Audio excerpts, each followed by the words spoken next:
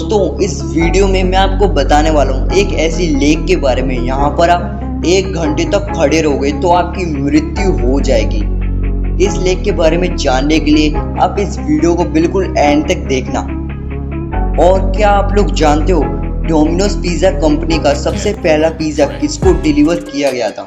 आपने ये बात भी कभी ना कभी सोची होगी कि समुद्र का रंग हमेशा नीला क्यों होता है? Why ocean color is blue? आपको इस वीडियो में बहुत ही इनक्रेडिबल और मजेदार फैक्ट्स के बारे में पता चलने वाला है। तो बिना देरी किए आप इस YouTube चैनल को सब्सक्राइब करके साइड वाला बेल आइकन भी ऑन कर दीजिए ताकि वीडियो सबसे पहले आप तक पहुंचे। और आप इस वाली वीडियो को लाइक करके शेयर ज़रूर करना और अपनी राय हमें कमेंट में बताना। और आपका ज़्यादा टाइम वेस्ट न करते हुए जल्दी से करते इस वीडियो को start. So let's start the video.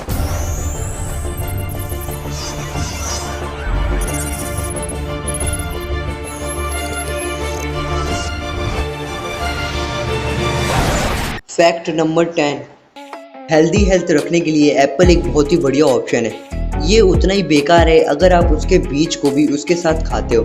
क्या आप लोग जानते हो अगर आप 200 बीज एप्पल के एक साथ खा लोगे तो आपकी मृत्यु हो जाएगी। आप लोग सोच रहे होगे एप्पल की 200 बीज खाने से हमारी मृत्यु कैसे हो सकती है, इसके पीछे कौन सा रीज़न है? इसके पीछे एक केमिकल है और उस केमिकल का नाम है साइनाइड। और यही केमिकल एप्पल के बीज के अंदर होता है और इसकी वजह से हमारी मृत्यु हो जाती है। पर अगर हम एप्पल के बीज 200 खाएंगे ये तभी होगा। और अगर हम एप्पल के बीज 200 खा लेते हैं तो हमारी 1 मिनट के अंदर मृत्यु हो जाएगी। पर ऐसा नामुमकिन है, कोई भी एप्पल के बीज जानबूझकर खाता ही नहीं है, उसको हटा देते हैं, सिर्फ सिंपल एप्पल ही खाते हैं। फैक्ट नंबर 9, आप इस इमेज को देखो। इस इमेज में एक हाथ है, उसकी कुछ उंगलियां पीली पड़ गई हैं। और वो क्यों पीली पड़ी हैं? एक कंडीशन की वजह से। और उस कंडीशन का नाम है रेनाउड सिंड्रोम। ये तब होता है जब आपके हाथ की कुछ उंगलियां में खून नहीं पहुंचता, हाथ की उंगलियों में खून नहीं पहुंचता, और या फिर आपकी उंगलियां ठंडी पड़ जाती हैं, तब ये कंडीशन होती है रेनाउड सिंड्रोम। और आपके साथ भी ये शायद हो चुकी है। फैक्ट नंबर 8, डेविड जॉनसन ये पूरी दुनिया में दी रॉक के नाम से ज़्यादा फेमस है। और इनके बारे में मैं आपको क्या बताऊं, इनका एक मैं भी बहुत बड़ा फ़ैन हूँ। पर क्या आप इनके कमाल के वर्ल्ड रिकॉर्ड के बारे में जानते हो? ये वर्ल्ड रिकॉर्ड खासकर सेल्फी लवर्स के लिए है। इन्होंने 3 मिनट में सबसे ज़्यादा सेल्फी लेने का वर्ल्ड रिकॉर्ड बनाया। और इन्होंने 3 मिनट में सेल्फी ली थी 105 सेल्फीज 3 मिनट में, वो भी अलग अलग लोगों के साथ। और ये एक गिनीज वर्ल्ड रिकॉर्ड बन गया है। फैक्ट नंबर 7, पहले तो आप दुनिया के 10 टॉलेस्ट स्टैचूज के नाम जान लो, फिर मैं उसके बारे में आपको एक फैक्ट बताता हूँ। पहले तो 10 नंबर से स्टार्ट करते हैं। Rodina Mat Zovyot, Dai Kannon of Kita no Miyako Park, Great Buddha of Thailand, Peter the Great statue, Guishan Guanyin, Sendai Daikannon, Ushiku Daibutsu, Laykyun Sekkya Spring Temple Buddha Statue of Unity. अभी मैंने आपको दुनिया के 10 tallest statues के नाम बताए, पर आपने उनमें एक बात नोटिस की कि जितने भी मैंने आपको स्टैचू बताए हैं उसमें से 7 स्टैचू तो बुद्धा की हैं। यानी दुनिया के जो टॉप 10 स्टैचू होते हैं उसमें से 7 तो बुद्धा के ही होते हैं। अगर आपको यकीन नहीं हो रहा तो वीडियो को पीछे करके देख सकते हो। सिर्फ स्टैचू ऑफ यूनिटी और पीटर द ग्रेट स्टैचू और जो 10 नंबर पे स्टैचू था उसको छोड़कर बाकी सारे स्टैचू बुद्धा के ही हैं। और ये कितना कमाल का फैक्ट है। फैक्ट नंबर 6, आप इस इमेज को देखो। ये हमको पब्लिक ट्रांसपोर्टेशन का महत्व समझाती है। इसमें एक तरफ लगभग 100 लोग खड़े हुए हैं और उनके पीछे बहुत सारी कार्स, और दूसरी तरफ भी उतने ही लोग खड़े हैं पर उनके पीछे एक बस। क्या आप इस चीज़ का मतलब समझ पाए? जो लोग इस तरफ खड़े हुए हैं उनके पास अपनी अपनी खुद की कार है, और 100 लोगों के हिसाब से ये कम से कम 70 से 80 कार होगी। और दोस्तों अगर आप सोचो, अगर सब लोगों ने अपना अपना प्राइवेट पर्सनल व्हीकल ले लिया जिसमें बस वो अकेले बैठ के आते हैं और जाते हैं, तब कितना ट्रैफिक जाम और पोल्यूशन बढ़ेगा।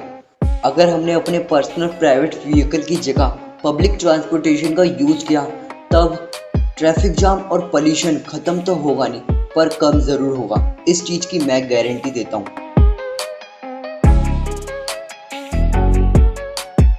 फैक्ट नंबर 5, क्या आपने कभी गिरगिट को देखा है? अरे आपने वैसे तो देखा ही होगा, लेकिन तब देखा है जब वो अपनी जीभ को बाहर निकालता है। अगर आपने उस समय देखा है तो आपको पता है कि वो अपनी जीभ शरीर से अपने 2 गुना तक निकाल सकता है। आप इस वीडियो में तो देख ही सकते हो कि वो अपनी जीभ अपने शरीर से 2 गुना से भी ज़्यादा निकाल सकता है, और यही फैक्ट है। फैक्ट नंबर 4, आप कोको कोला के बारे में ये बातें तो नहीं जानते होंगे। जब कोको कोला पहली बार सर्व की गई थी 1886 में, तब उस समय इसके पूरे दिन भर में एवरेजली 9 से 10 पीस बिकते थे कोको कोला के। उसके बाद कुछ सालों में ये पूरे साल भर में 3285 कोको कोला प्रोड्यूस होती थी। ये एक साल का हिसाब है उस समय। पर क्या आप इस समय का हिसाब जानना चाहोगे? आज के डेट में कितनी कोको कोला मैन्युफैक्चर होती हैं, कितनी बिकती हैं? आज के समय में हर एक सेकंड में 19,400 कोक्स प्रोड्यूस होती हैं पूरे वर्ल्ड में कहीं ना कहीं, और ये फैक्ट है। और इतनी देर में जो मैंने आपको ये फैक्ट बताया, इतने समय में कम से कम लाख कोको कोला कहीं ना कहीं प्रोड्यूस होगी पूरे वर्ल्ड में।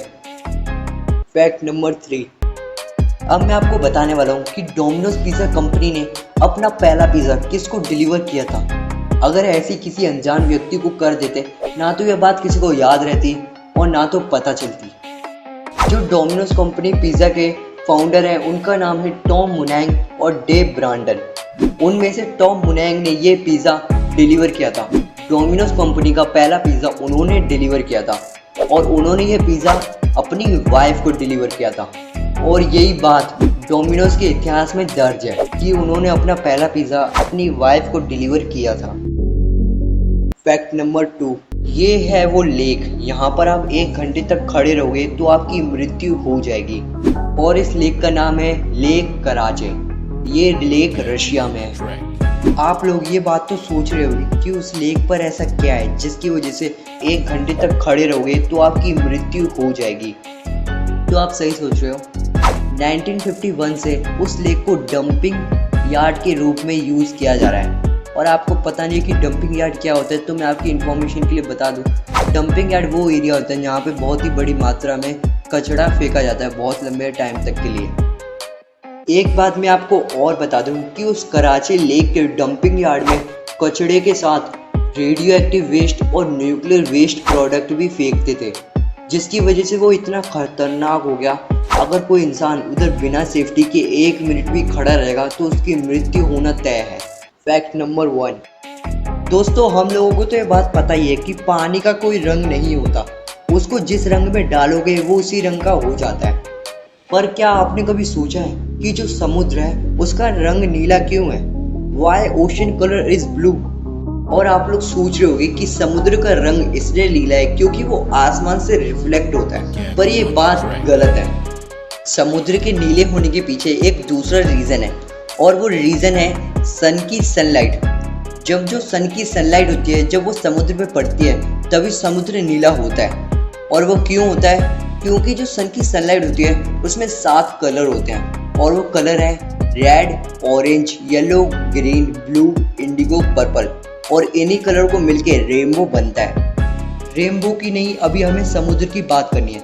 जब ये 7 कलर सन की रे के जरिए समुद्र पे पड़ते हैं, उनमें से 4 कलर गायब हो जाते हैं, और वो समुद्र के वाटर मॉलिक्यूल्स के वजह से वो वाटर मॉलिक्यूल्स उनको अब्जॉर्ब कर लेते हैं, और वो कलर है red, orange, yellow, green. In colour को वाटर मॉलिक्यूल्स अब्जॉर्ब कर लेते हैं, और जो ब्लू, इंडिगो, पर्पल बचते हैं वो अब्जॉर्ब नहीं होते। उसकी वजह से वो कलर मिक्स हो जाते हैं, तभी हमको ओशन ब्लू दिखता है। लेकिन ये रे समुद्र की जब गहराई में जाती है तब ब्लू, इंडिगो, पर्पल कलर को भी अब्जॉर्ब कर लेती है। उसकी वजह से समुद्र की गहराई में हमें डार्कनेस देखने को मिलती है।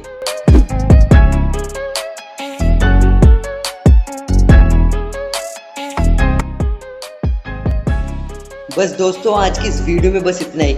अगर आपको ये वीडियो अच्छी लगी तो लाइक करके शेयर ज़रूर करना, और आप मुझे चाहो तो इंस्टाग्राम, फेसबुक, ट्विटर पे भी फॉलो कर सकते हो। लिंक डिस्क्रिप्शन में गिवन है। आप ऐसी और मजेदार वीडियो देखना चाहते हो तो इस चैनल को सब्सक्राइब कर दो। सब्सक्राइब करके साइड वाला बेल आइकन भी ऑन कर दो ताकि हमारी सारी वीडियो की नोटिफिकेशन आप तक सबसे पहले पहुंचे। प्लीज सब्सक्राइब कर दो।